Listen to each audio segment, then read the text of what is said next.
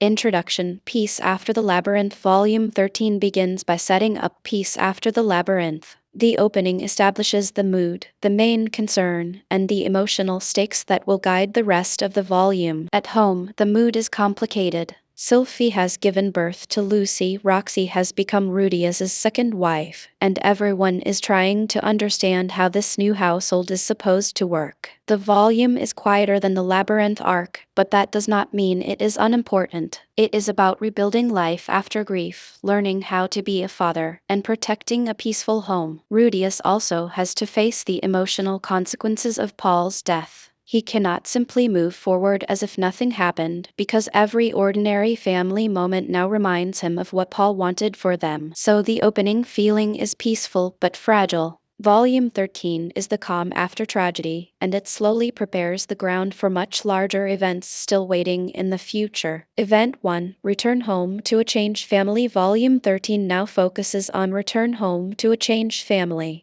This part sets the emotional direction of the event and shows why this moment matters to Rudius and the people around him. Sylphie accepts Roxy into the family, but the situation is naturally awkward. Roxy knows she entered Rudius's life during one of his weakest moments, and Sylphie quietly worries about where she now stands. Rudius begins to understand that loving everyone is not enough. He has to communicate, reassure both wives, and make sure neither Sylphie nor Roxy feels abandoned or replaced.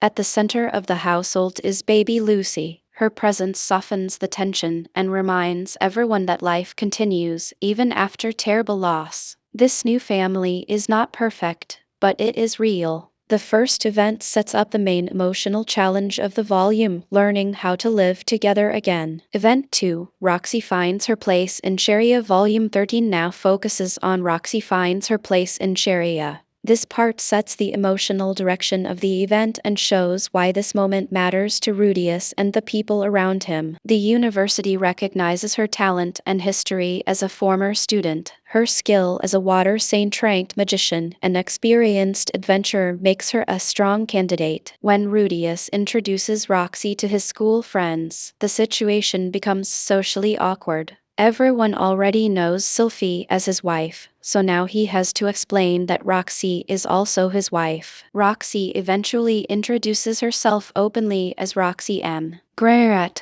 That single declaration removes the uncertainty and shows that she is not hiding her place in the family. This matters deeply for Roxy. She is not just Rudius's second wife. She is also a teacher, a professional, and someone building her own life in Sharia. Event 3, Life After Losing an Arm. Volume 13 now focuses on life after losing an arm. This part sets the emotional direction of the event and shows why this moment matters to Rudius and the people around him. Zenoba and Cliff begin working on a solution. Using magical doll research and ancient technology ideas, they create a special non-responsive prosthetic hand. The device is not a normal artificial limb. It can move through mana control and helps Rudius grip objects, perform daily actions, and regain some independence. Rudius names it Zarif's prosthetic hand. The name gives the invention personality, and it becomes a symbol of how his friends help him recover after disaster. The prosthetic is not perfect, but it proves that Rudius is not alone. His friendships have become part of the support system that lets him keep moving forward. Event 4, Norn asks for sword training. Volume 13 now focuses on Norn asks for sword training. This part sets the emotional direction of the event and shows why this moment matters to Rudius and the people around him. Rudius starts with basic training instead of flashy moves. Running, posture, grip, and simple sword swings show Norn that improvement is slow and uncomfortable. Norn struggles to attack seriously because she is afraid of hurting someone.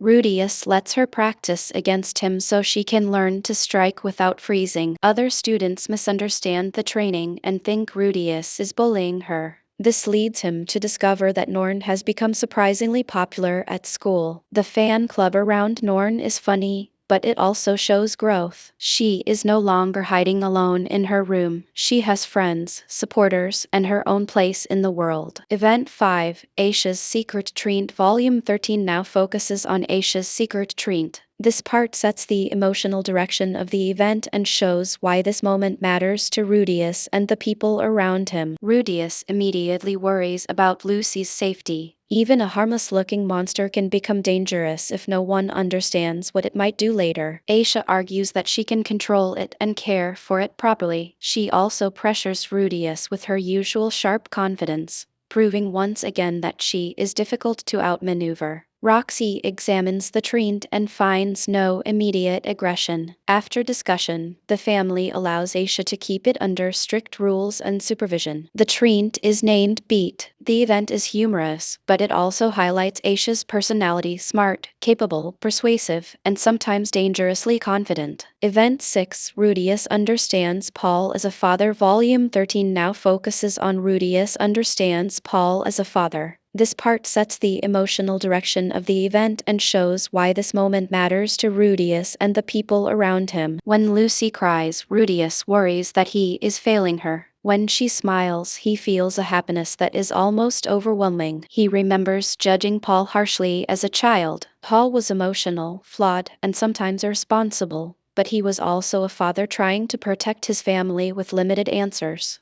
Rudius even finds himself making silly faces for Lucy, just like Paul once did for him. The memory hurts because Paul is no longer alive. To hear that Rudius finally understands. This is one of the quietest but most emotional parts of the volume. Rudius cannot change the past, but he can honor Paul by becoming a better father himself. Event 7, King-Ranked Water Magic Lessons. Volume 13 now focuses on King-Ranked Water Magic Lessons. This part sets the emotional direction of the event and shows why this moment matters to Rudius and the people around him. Roxy teaches him the king-ranked spell Lightning. The spell builds on storm magic but concentrates the force into a devastating strike. Because Rudius has enormous mana and can use chantless magic, he studies the structure and reproduces the spell with frightening efficiency. By successfully casting Lightning, Rudius officially reaches Water King rank. It marks another step in his growth as one of the most capable magicians of his generation. He then develops a weaker version called Electric, useful for disabling enemies without killing them. This shows how his magic is becoming not only stronger,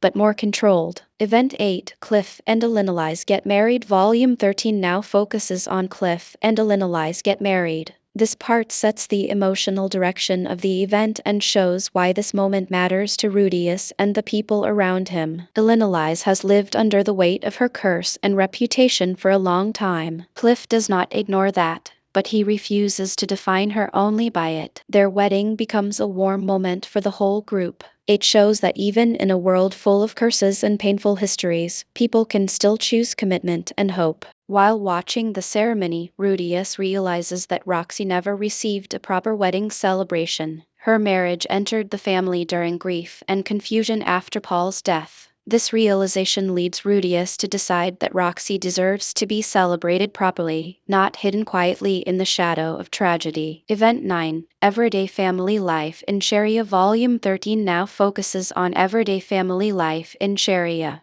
This part sets the emotional direction of the event and shows why this moment matters to Rudius and the people around him. Roxy notices an expensive magician's hat and clearly likes it, but she refuses to buy it because she does not want to waste household money. Rudius and Sylphie both notice her reaction. Without telling Roxy, they decide to buy the hat as a wedding gift for her. This is important because Sylphie is not merely tolerating Roxy. She actively helps make Roxy feel welcomed, respected, and loved. The three-person marriage still has awkward moments, but this event shows progress. They are learning to communicate instead of letting jealousy and fear quietly grow. Event 10, A Celebration for the Family. Volume 13 now focuses on a celebration for the family. This part sets the emotional direction of the event and shows why this moment matters to Rudius and the people around him. During the trip, Roxy gently tries to connect with Norn. Norn still struggles with Roxy because of the timing of Paul's death and Roxy becoming Rudius's wife.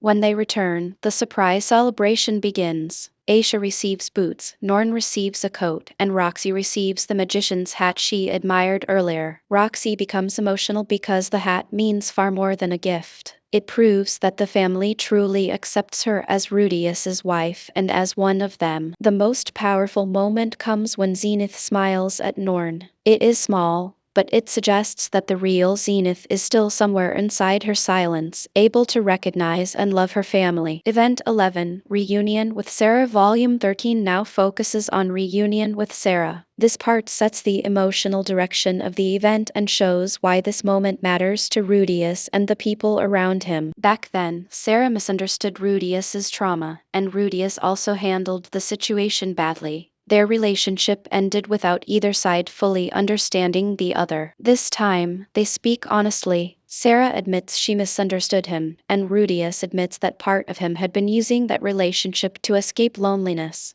The conversation gives both of them closure. Sarah has moved forward with her own adventuring party, and Rudius realizes that his feelings for her belong to the past. This event quietly shows Rudius's maturity. He can now face old pain without running from it or turning it into resentment. Event 12, Graduation and New Paths. Volume 13 now focuses on graduation and new paths. This part sets the emotional direction of the event and shows why this moment matters to Rudius and the people around him. They settle the matter through a serious duel. Rudius acts as judge and watches them fight with more intensity than they usually show at school. Persina defeats Linnea, and the result carries weight beyond their friendship. It reflects the expectations and hierarchy of their tribe. Soon after, Linnea and Persina leave Sharia quietly. Their departure marks the end of another part of Rudius's university life. At the same time, Nanahoshi's illness becomes harder to ignore. Detoxification magic can ease the symptoms, but the sickness keeps returning, warning that the calm period may be ending. Event 13, Nanahoshi's research continues. Volume 13 now focuses on Nanahoshi's research continues. This part sets the emotional direction of the event and shows why this moment matters to Rudius and the people around him. Nanahoshi, Rudius, Cliff, and Zenoba prepare another experiment.